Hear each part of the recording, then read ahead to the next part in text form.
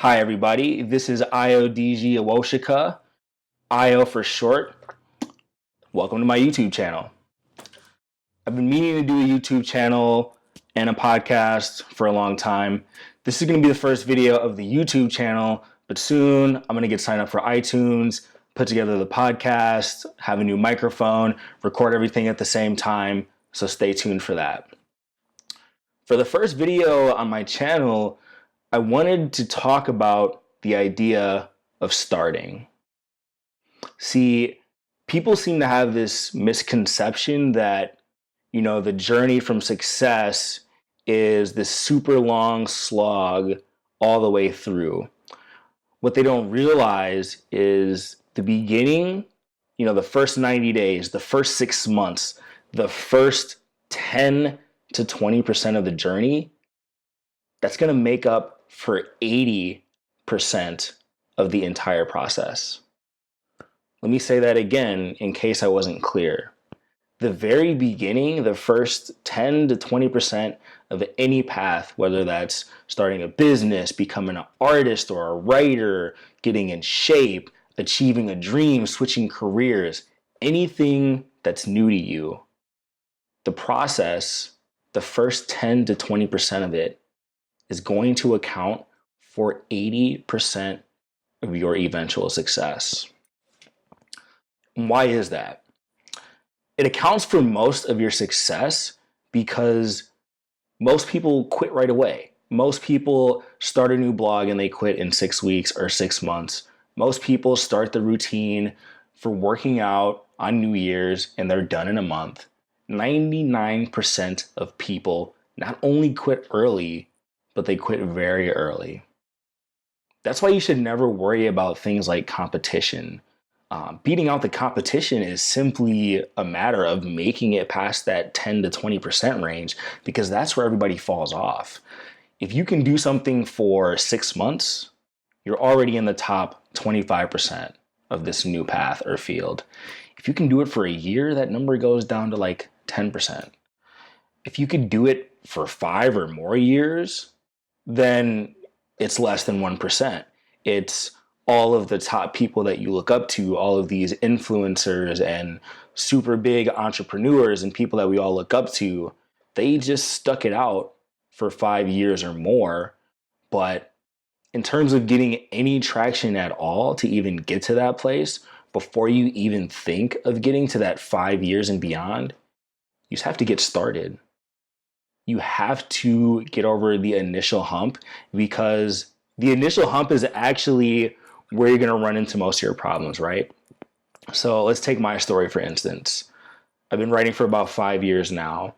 And, prior to the blogs that I have now that are doing successful, if you go and hunt around the internet, you'll find 4, 5, 6, 7 shitty blogs that I started, discarded, that nobody ever visited, and they're just lost in the abyss. See, that's what successful, quote unquote successful people don't tell you. They tell you that, I went from 0 to 100,000 subscribers in 18 months. But what they don't tell you is that they started 6 blogs before then and flailed around for years before then.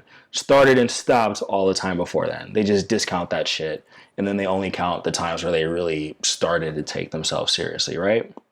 Anyway, the initial part of any path is what's so important, because not only is there so much uncertainty involved, what's the number one thing we fear? We fear uncertainty. We fear investing effort into something without knowing what the outcome will be.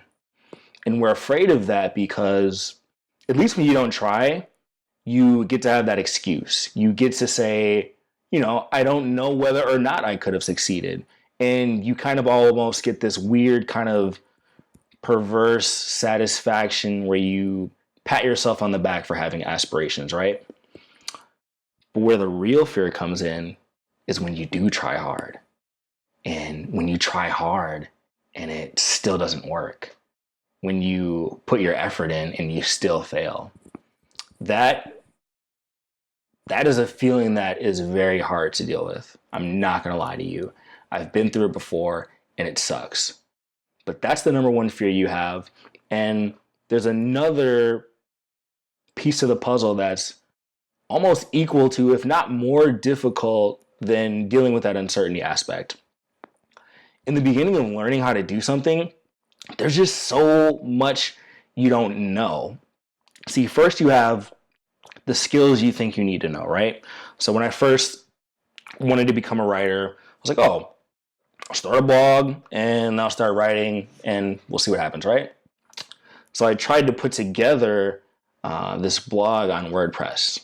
And if you've ever tried to put together a WordPress blog before, you can go online, pay a couple $100, not even, and you can get, it's called a theme. So when you visit the website and they give you, they give you a look at what your new cool website will be like, they take the theme and they configure it with all the bells and whistles and make it look super nice. But when you actually buy it, you just get the pieces. Like, you don't get the fancy cool website. You get all the pieces and you have to figure out how to do it and watch all these little tutorials, and it can be very frustrating. I remember the first time I tried to put a WordPress blog together, I spent like 12 hours just to get it to look like a piece of shit. 12 hours just to get it to function whatsoever. And I had been writing prior to putting that blog together, but it was all of the little micro skills that are required to do something new. That's what trips people up. The little tedious things, the tech, the minutia. I've had to learn how to put blogs together, how to put email software together, how to put landing pages together, how to do email funnels, how to do copywriting, how to write a blog post, how to write a heading for it, how to write an intro, how to write a subheading. There's so many skills, and then there's little micro skills and micro skills within those skills. And those are what trip people up. That combined with the fear of uncertainty, right? Which I'll get to in a little bit. One thing that you need to remember in terms of those little micro skills that you have to gain over time, not only is that first 10 to 20% going to cover most of that, but as you learn more, things become second nature for you. So now I can go into my site and I can move things around really quick. I can do a little bit of coding. I can put this over here, put this over there, create a little quick landing page if I need to, create a little quick PDF with some nice graphics if I need to. But those are things that took years for me to figure out. And you don't see it when you're trying to do the skills, when it feels like your forehead is going to bleed when you're trying to get that initial skill set. But eventually there will come a point where it becomes second nature for you. And as you progress, it's actually not going to get harder. It's going to get easier. Now, you're still going to have to work. It's still going to be time consuming. But as you progress, you're not continuously banging your head against the wall, throwing spaghetti against the wall, seeing what sticks. You build a comfort and familiarity with what you're doing. So the middle and latter stages of this dream you're trying to pursue, you do exert a lot of effort, but you have a comfort with it, and you don't have to do so much to bring yourself to do the task. You don't need to rile yourself up to get started. It's just like someone who's been working out. Someone who's been working out for 2 years, they don't have to have a negotiation with themselves to go to the gym, right? They just grab their shoes, or out the door, 45 minutes, an hour, they're in and out. It just blends seamlessly into their life because it's second nature. And that's what practice and repetition does. And I can tell you from experience, everything that I did in the beginning, and I look to what's happened now, it's unfathomable. Like, I'm not some A-list celebrity or anything like that, but I put together a career. I became a full-time writer. I wake up, I get to do what I want to do every day. And these are the things that I used to dream about back when I got started, back when I couldn't put a WordPress blog together, back when I was just learning how to write and promote. back when the thought of anybody giving me any money for my writing would be amazing. So know that success is on the other side with persistence. Like, you do know that. I know you know that. But take it from someone who has done it. Take it from someone who felt those same feelings of fear and had plenty of starts and stops before they finally committed. I wanted to be a writer for as long as I could remember. As long as I can remember, I always wanted to be a writer. I would say things that, like, I was going to write a book and that I always wanted to write someday. And, fortunately for me, some chance circumstances led to me getting the opportunity to write. But once I started, I just never stopped. And that's another thing that's important when it comes to starting. You do have some sort of gift or talent. I don't care how lazy you are, how all you do is play video games all day. Psh, there's people making millions of dollars playing video games. So these days, anything is a possibility, right? You have some sort of innate talent or skill. The best way to start something without quitting is to pick something that you are already somewhat interested in or are naturally good at. These things are not super difficult to find. You kind of already know what they are, but you're just afraid. They're things that you get compliments on from your friends, family, strangers, things you enjoyed when you were a kid, things that you kind of think, oh wow, that'd be kind of cool to do that, but you still have that fear inside of you, so you don't. So the best route to starting something successfully is finding something you have an aptitude for. I've written blog posts about this. I've written entire books about this. I'll put them in the description, but you can take personality tests. You can go back through your employment history and think about the things you liked and disliked. You can look at these personality tests that have recommendations for how to develop your strengths, which careers you should pick. And if you find a way to pick a lane that you can stay in, that's going to give you the best chance of starting. There are plenty of businesses that I wanted to start that didn't exactly line up into my wheelhouse. So I'm pretty good with communication. I naturally had a knack for writing and vocabulary and public speaking. The video quality I have here isn't great, but I feel somewhat comfortable in front of a camera speaking because I just like to run my mouth. I've always had a penchant for that, right? So you have to focus on the things that you have a penchant for and remember that the very beginning, make it 90 days.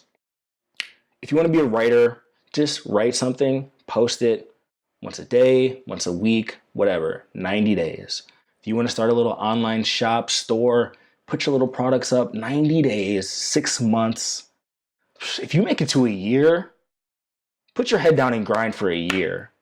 There's a rapper named J. Cole, and in one of his songs, he says, keep on grinding, boy, your life can change in 1 year. And your life can really change in 1 year if you put your head down and do the work. And I know for a fact that if you choose something that you have an aptitude for and you make it past that initial hurdle, good things are going to happen for you. But you have to know that those little micro skills and minutia that you're running into that seem very difficult are going to be the things that will eventually become second nature to you. And you are going to look back at how frustrated you used to get and you're going to laugh because you will be at such an advanced higher plane. And the skills that were so mountainous and big now just seem like trivial, minuscule. I can throw together a landing page in 2 seconds. I can write a decent blog post in 2 hours without even having to put together much of an outline. But that's because I made it over that initial hurdle and then I practiced for years. Don't get me wrong. It's going to take you, most of the people I'm talking to are creative people, or you want to start some sort of business or do something online or something like that. Most people fall into that category. And something like that, to get it to the point where it's really successful, it's probably going to take you 3 to 5 years.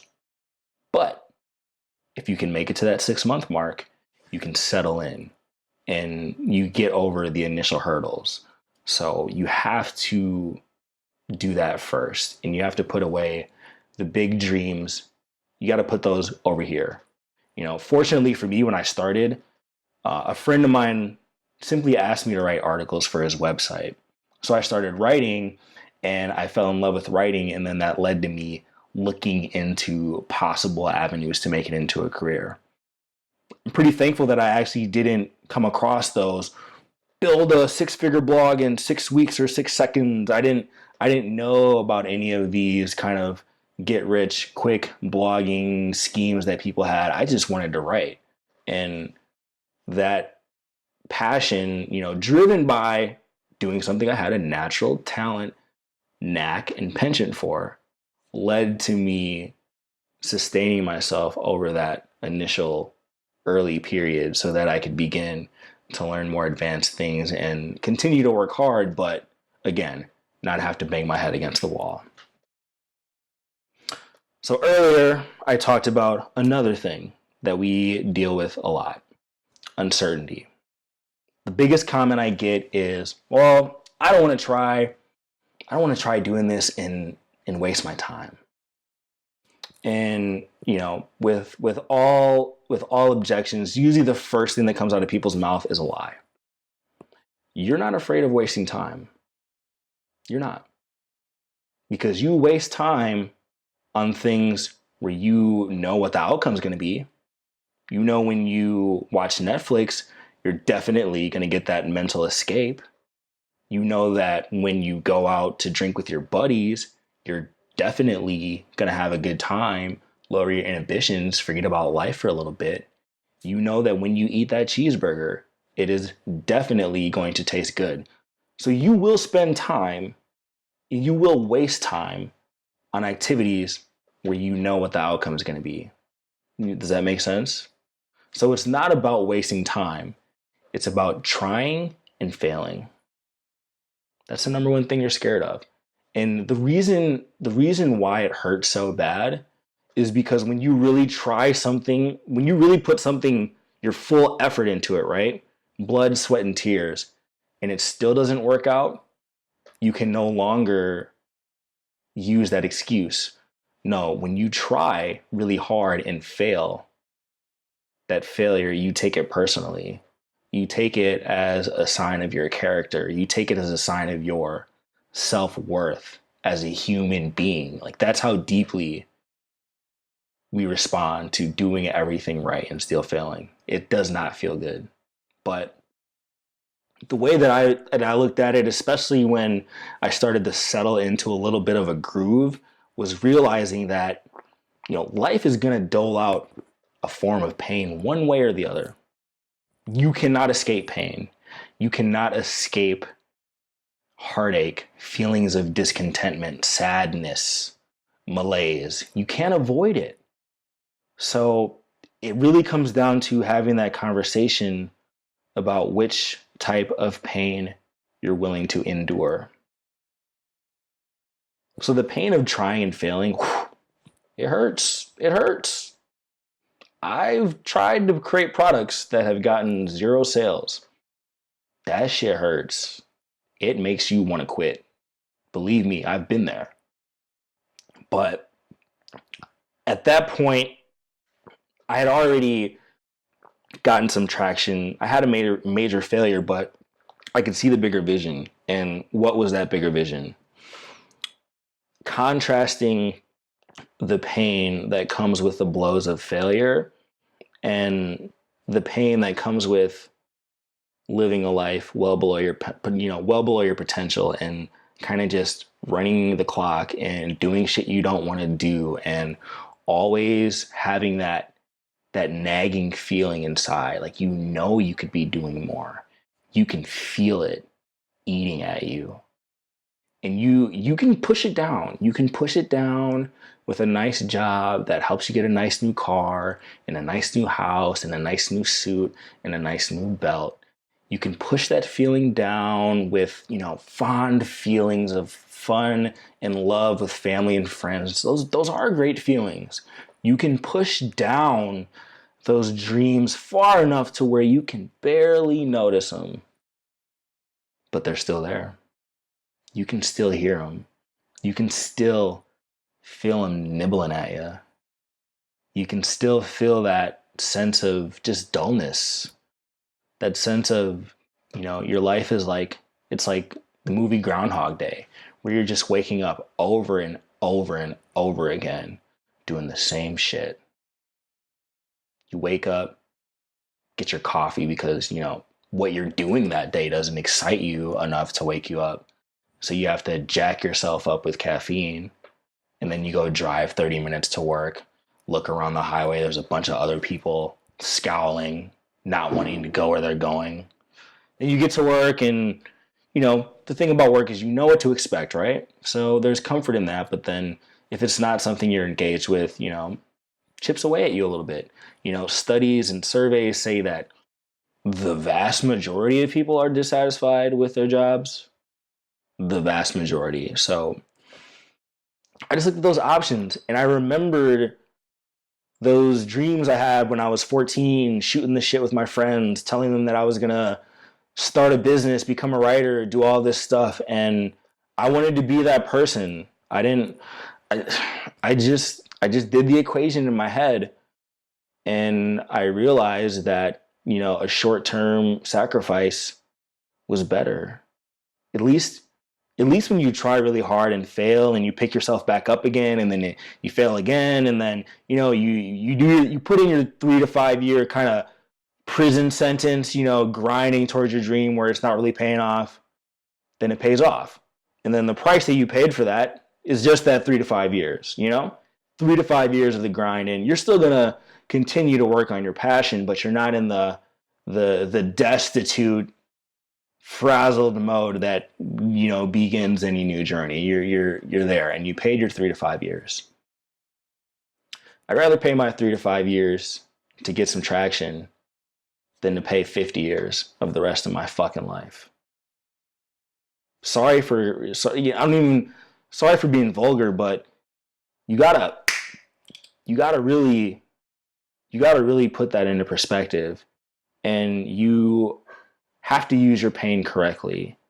You have to use your dissatisfaction as a motivation. I write a lot of inspirational content, but I actually get more use from negative emotions. Usually when I'm dissatisfied with myself, I change. When I get too fat, that's when I go to the gym and I work out for a year straight. When I was dead broke, that's when I got a new job and decided that I was going to try this writing thing out and, see what happens. You have to zoom out of your daily existence, because the daily existence day by day moves slowly and subtly, and it chips away at you a little bit, so you don't really notice it. And that's how you end up blowing half of your life. That's how people end up having a midlife crisis, where all of a sudden they wake up and they're like, what the fuck have I been doing with my life? But, the older you get, the less energy you have. I'm not saying that if you're older, you can't still start. You definitely can. People start businesses when they're 70 years old, for God's sake. But as time goes on, your energy wanes. Life, beats you up and fills you up with rationalizations and limiting beliefs. So there's an ancient proverb, and it says, the best time to plant a tree was 20 years ago. The second best time is now. Whatever happened is done. There's nothing you can do about it. You are where you are. And the ability to learn to start where you are means everything. I'm going to start over with you, okay? Talk to me. Put something in the comments below about some dream you want to follow, and we'll start together. This is my first official video of my YouTube channel, and I'm going through a lot of the same things that I went through when I first tried to put together my blog. This video is not great quality. The lighting is all super awkward. There's shadows everywhere. I had to adjust the camera and audio like 20, 30 times. Spent like an hour just trying to get it to look shitty again. But guess what? 3 years from now, 5 years from now, I'm pretty sure I'll have one of the biggest YouTube channels in podcast out there. Not because I'm arrogant, but because I've already been through the process of being a beginner and I know what's on the other side. So why not give it a try? I'm a YouTuber now. I was an established writer. Now I'm a beginning YouTuber. Nobody, starting from scratch, just like you. So let's do this together. All right, it would be great if you would like the video, leave a comment, subscribe to my channel. We'll get things started. What I'm going to do is, if you have an idea or a question that you want to ask me, just leave it in the comments. And then I'll start to look through the comments and I'll take notes and I'll take your feedback on what you want me to talk about next. And that's how we'll kind of get things going. I don't know if I'm going to do this daily, couple other days, weekly. We'll figure out the format, but I've been putting this off for a long time and I wanted to get started now. And I want to share that message with you. Get started now.